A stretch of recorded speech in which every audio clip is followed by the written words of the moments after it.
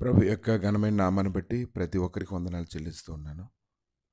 ఈ ఉదయకాలాన్ని దేవుణ్ణి సంతోషపెట్టాలని ఎవరైతే అనుకుంటూ ఉంటారో వారిని దేవుడు ఖచ్చితంగా గొప్ప సంతోషంతో నింపుతాడు. కనుక దేవుని సంతోషపెట్టాలని ఎవరు కోరుకుంటారు? ఆయన ఎవరైతే అధికంగా ప్రేమిస్తారో, ఆయన గురించి ఆలోచన చేస్తారో, ఆయనకి ఇష్టమైనవి ఏవో చేయాలని వారు కోరుకుంటూ ఉంటారు. దేవుని సంతోషపెట్టడం ద్వారా వారు నూతనమైనటువంటి బలాన్ని పొందుకుంటారు.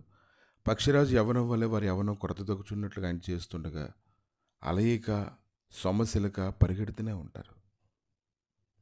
దానియేలు గ్రంథము 1వ అధ్యాయము 5వ వచనం నుంచి, మరియు రాజు తాను భుజించే ఆహారంలో నుండి తాను పానం చేయ ద్రాక్షరసంలో నుండి అనుదిన భాగం వారికి నియమించి 3 సంవత్సరాలు వారిని పోషించి పిమ్మట వారిని తన ఎదుట నిలవబెట్టినట్లు ఆజ్ఞ ఇచ్చాను. కనుక ఇప్పుడు రాజు భుజించేటువంటి భోజనం, పానం, ద్రాక్షరసం పుచ్చుకొని ప్రతి ఒక్కరు కూడా దినదినము కూడా ఆయన సన్నిధిలో గడపాలి.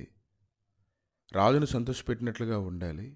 ఒక దినాన్ని రాజు సముఖంలో నిలబడినప్పుడు రాజు ఖచ్చితంగా వారికి పరీక్ష పెట్టినప్పుడు వారు దాంట్లో నెగ్గాలి. దానియేలు అయితే దీన్ని చూసినప్పుడు ఇటువంటి భోజనం తీసుకొని తను అపవిత్రపరచుకోకూడదని అతడు ఆలోచన చేశాడు. ఎందుకు అలాగ ఆలోచన చేశాడంటే దేవునికి దగ్గరగా ఉండాలని ఆయన కోరుకున్నాడు కాబట్టి దేవుని ఇష్టాలు ఏంటో అతను తెలుసుకుంటూ ఉన్నాడు. పరిశుద్ధ గ్రంథాన్ని మనం శ్రద్ధగా చదివితే, దాన్ని లోతుగా ధ్యానించినట్లయితే దానిలో ఉండేటువంటి గొప్ప సారం మనలోనికి వచ్చినప్పుడు ఖచ్చితంగా మనం కదిలించబడతాము. మన హృదయంలో కదలిక అనేది వస్తుంది. అది మన హృదయంలో అన్ని భాగాల్లోనూ అది పనిచేస్తూ ఉన్నప్పుడు మన ఆలోచన తలంపులు ఎలాగున్నాయి మనం ఖచ్చితంగా మనం తెలుసుకుంటాం. అయితే ప్రభు అయితే నపుంసకుల అధిపతి దృష్టికి దానియేలు కృపా కటాక్షాన్ని అనుగ్రహించాడు కాబట్టి,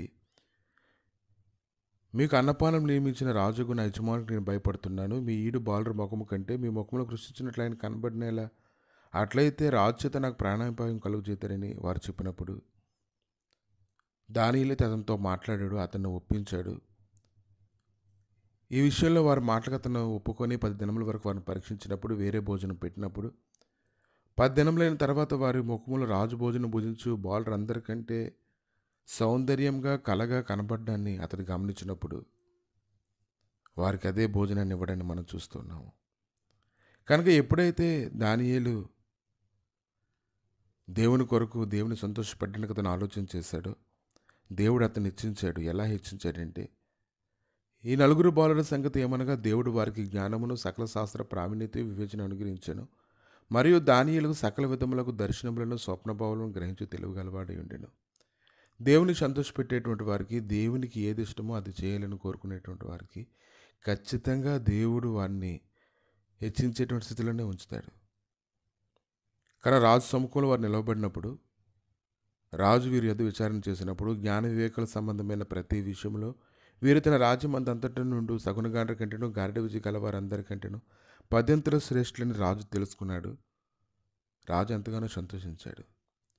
కనుక ఈ దినాన బుద్ధి జ్ఞానంలో సర్వసంపదలు ఆయన యందు గుప్తంలో ఉన్నవి. ఆయన ప్రేమించే వారికి మాత్రమే అవి పొందుకోగలుగుతారు. దాన్ని సులువుగా పొందుకోగలుగుతారు. అవి సులువుగా వారి జీవితంలో ప్రవహిస్తాయి. ప్రభువా, నిన్ను ఎవరైతే సంతోషపెడతారో వారు నువ్వు సంతోషపెట్టేవాడుగా ఉన్నావు.